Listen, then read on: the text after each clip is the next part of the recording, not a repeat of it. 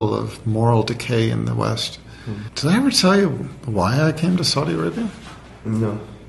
I'm an ophthalmologist. Financially, the opportunities in America were much better than the opportunities overseas. I just came upon an advertisement looking for an ophthalmologist here in the Middle East by the group that I did join, which is called Maghribi.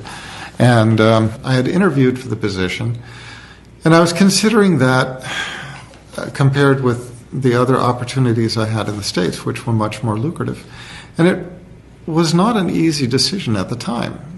And I was thinking about it back and forth with, talking with my wife, considering the advantages of coming to a Muslim country versus the advantages of staying in America and making more money and so on and so forth. Well, right about that time, there was a couple in our area. They were both doctors and both wildly successful. They were working in private practice. They drove new Mercedes-Benzes every year. They had all the trappings of high financial success in the West.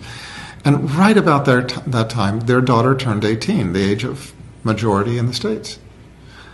And the moment she turned 18, she went to her parents. She took off her hijab. She said, I want a boyfriend, I want an apartment, I want to live as I want to live.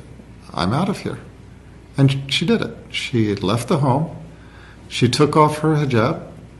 She started living in the Western style. She started living in Zina with a boyfriend in an apartment, going clubbing, going drinking, and so on and so forth.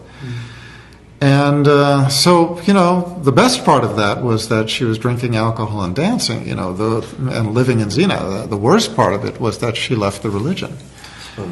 And her mother was just, psychologically destroyed, and she couldn't work. She basically collapsed in her home, and she just stayed at home, crying, and just saying over and over again, I would give everything for my daughter. I'd give everything to have my daughter back. And it was their only child. And my wife and I looked at our situation. We had one daughter who was 1 year old. We just said, you know what, that makes our decision a whole lot easier. And so that's why I accepted the position here in the Middle East. And the rewards of living in Saudi Arabia and in Medina in specific just are difficult to count.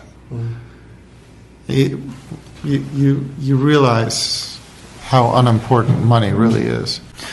When you look back, just the blessings of living in Saudi Arabia and Medina in particular far outweighed any additional financial benefit I think I could have earned for myself in the West.